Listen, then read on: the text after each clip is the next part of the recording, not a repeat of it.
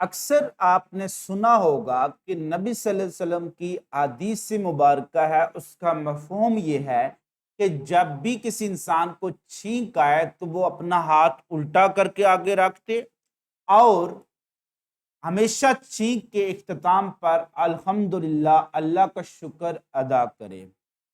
My name is Imran Khan और आज की इस एपिसोड में हम यही डिस्कस करेंगे कि छींक के पीछे कौन सी साइंस है और इस हदीस के पीछे कौन सी साइंस है कि छींक के इख्तिताम पर अल्लाह का शुक्र मस्त अदा करें। सो एक चीज इस हदीस को समझने के लिए आपको बायोलॉजी के जिस टॉपिक का इल्म होना जरूरी है वो है anatomy of our respiratory system. हमारी सांस की नाली की जो इंटरनल एनाटॉमी है वो क्या है। मैं थोड़ा सा इसको गाइड कर देता हूं उन दोस्तों को, उन नाजरीन को जो इतना ज्यादा बायो का इल्म नहीं रखते। याद रखना, पूरी जो हमारी रेस्पिरेटरी ट्रैक है इसमें दो चीजें एक्सेस में मिलेंगी, आपको दो चीजें एक्सेस में मिलेंगी। नंबर वन, पूरी रेस्पिरेटरी ट्रैक भरी होती है म्यूकस से और नंबर टू वो भरी होती है सीलिया से। इसके अलावा जो आपका नेजल कैविटी है, इस नॉस्ट्रल के अंदर हेयर भी होते हैं, बॉल जिनको कहते हैं, अक्सर लोग इनको उतरवा देते हैं, बट ये अल्लाह की तरफ से एक बड़ी इंपॉर्टेंट चीज है जो आपके लिए अल्लाह ने यहां पर ये स्ट्रक्चर बनाई है और उसके पीछे क्या साइंस छुपी है। याद रखना, हमेशा हवा आप नाक के जरिए लिया करें। उसकी रीजन ये है कि अल्लाह ताला ने नाक के अंदर जो हर नोज के अंदर दो बड़ी जो उसने बनाई है नेजल कैविटीज, और इन नेजल कैविटीज में आगे डिफरेंट पैसेजवेज होते हैं जिनको कहते हैं एयर पैसेजवेज। अभी जैसे ही हवा आप नाक के जरिए लेंगे तो नाक के नॉस्ट्रल के अंदर अल्लाह ताला ने हेयर रखे हुए हैं, बाल रखे हुए हैं। इन बालों का क्या काम है, इन हेयर का काम है जितने भी डस्ट पार्टिकल और बड़े बड़े जर्म्स हैं वो यहां पर ही फंस जाते हैं। अक्सर आपने देखा होगा कि आप बहुत ज्यादा आप रशी एरिया से वापस आते हैं तो आपके नाक के अंदर बहुत ज्यादा गंदगी जमा हुई होती है। सो ये वो गंदगी होती है जो आपके डायरेक्ट लंग्स में जा सकती है। अगर आप मुंह से सांस ले रहे हैं तो ये आपके गले में ज्यादा अटक सकती है, गले की प्रॉब्लम हो सकती है और सांस की इतनी फिल्ट्रेशन नहीं होगी जितनी आप नेजल कैविटी के जरिए करेंगे। सो पहले ही हवा खुदा यहां फिल्टर कर लेता नेजल कैविटी में। फिर यहां पर म्यूकस भी होती है। बाकी जो म्यूकस का काम होता है, म्यूकस मेम्ब्रेन म्यूकस खारिज करती रहती है।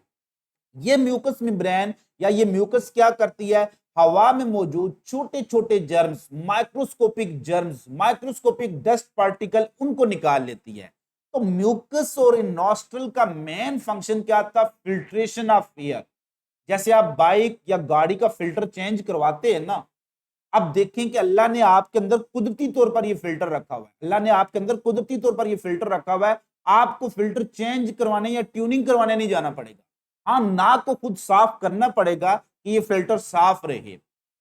तो जब अल्लाह ताला ने आपकी बॉडी के अंदर ये म्यूकस रखा हुआ है तो ये सारी हवा जो लंग्स तक पहुंचेगी वो इंतहाई फिल्टर होकर पहुंचेगी।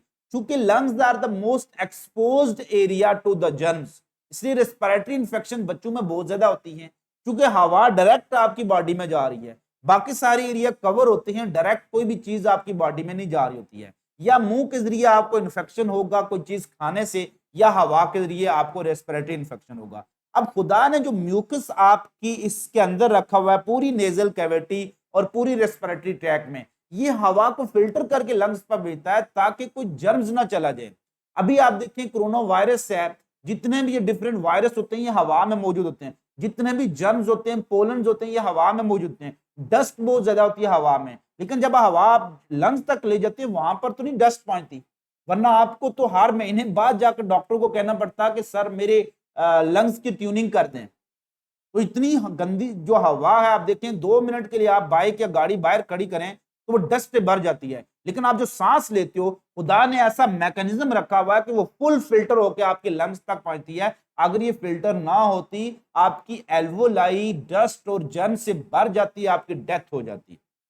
सो अब चूंकि ये सारे के सारे जर्म्स और डस्ट पार्टिकल, ये जर्म्स और डस्ट पार्टिकल पूरी रेस्पिरेटरी ट्रैक में म्यूकस को ट्रैप करती रहती है, म्यूकस को ट्रैप करती रहती है, तो रेस्पिरेटरी ट्रैक भर सकती है डस्ट से, जर्म से भर सकती है। फिर होता यह है कि एक और मैकेनिज्म खुदा ने रखा है, वो सीलिया है।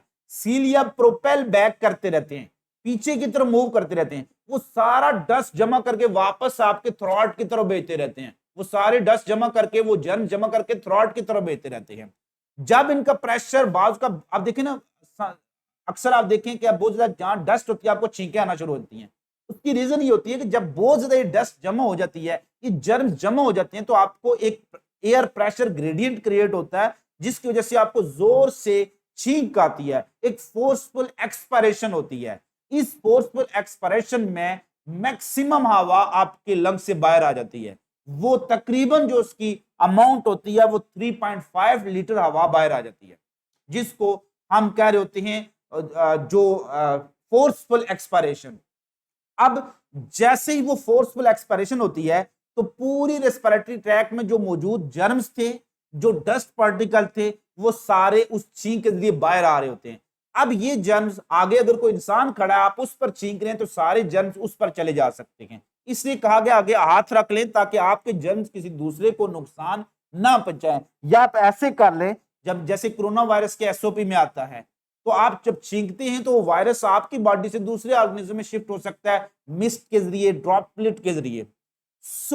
एक सुन्नत नबवी यही है कि आगे उल्टा हाथ रख लें। सीधा क्यों? सीधे हाथ से आप कोई चीज खा सकते हैं, उल्टे हाथ से हम चीज नहीं खाते, इसलिए उल्टा हाथ आपने रखना होता है। उसके बाद अल्लाह का शुक्र अदा क्यों नहीं करते? क्यों ना करें? कहते हैं कि तुम अपने परवरदिगार की कौन कौन सी नेमतों को जुटलाओगे। आपको लंग्स हर 2 हफ्ते बाद ट्यूनिंग करवानी पड़ती, तो खुदा ने ये मैकेनिज्म ही ऐसा बनाया है कि इस मैकेनिज्म के जरिए जब आपको छींक आती है, सारे जर्म्स आपके बाहर निकल जाते हैं, आपके लंग्स की, आपके रेस्पिरेटरी ट्रैक की ट्यूनिंग हो चुकी है। तो फिर क्यों ना उस जात का शुक्र अदा किया जाए जिसने ये सारा साइंटिफिक अमल बनाया है। इसलिए मेरे दोस्तों, मेरे नाजरीन, जो लोग भी मजहब और साइंस को जुदा करने की कोशिश करते हैं, ना करें ऐसा। मजहब साइंस का एक छोटा सा पहलू है, इसके बहुत से और पहलू भी हैं। उसमें से एक छोटा सा पहलू जो इंसानियत की खिदमत के लिए आता है, वो पहलू मजहब ने आप पर लागू किया है। हर चीज के हलाल आने, हराम आने, गुनाह में, सवाब में, हर सुन्नत के अंदर एक हिकमत, साइंस छुपी हुई है। Study of nature is called science and Islam is a religion of nature. आगे मैं अब वक्तन फवक्तन आपके साथ डिस्कस करता रहूंगा।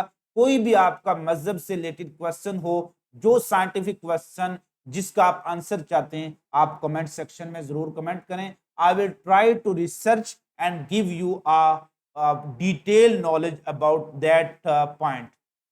उम्मीद करता हूं आपके लिए ये आज की वीडियो बहुत ज्यादा हेल्पफुल साबित हुई होगी, आपको एक हदीस को समझने में आसानी हुई होगी। अगर आप समझते हैं इस वीडियो से आपकी नॉलेज में कुछ इजाफा हुआ है, तो काइंडली आप मेरे YouTube चैनल को जरूर सब्सक्राइब करें। बहुत इंटरेस्टिंग किस्म की इंफॉर्मेशन आपके लिए ला रहा हूं। स्टूडेंट को आप रिकमेंड करें। FSC सारा कोर्स मौजूद होगा। पब्लिक सर्विस मिशन के तमाम जितने भी दोस्त हजरात हैं जो तैयारी करना चाहते हैं, फ्री ऑफ कास्ट आपके लिए ये प्रोग्राम मैंने रख दिया है। आपको गाय बगाए इस पर वीडियो ऐड करता रहूंगा। खुश रहिएगा, खुश रखिएगा, दुआ में याद रखिएगा। मिलेंगे एक छोटी सी ब्रेक के बाद। अल्लाह हाफिज, अल्लाह नेगहबान।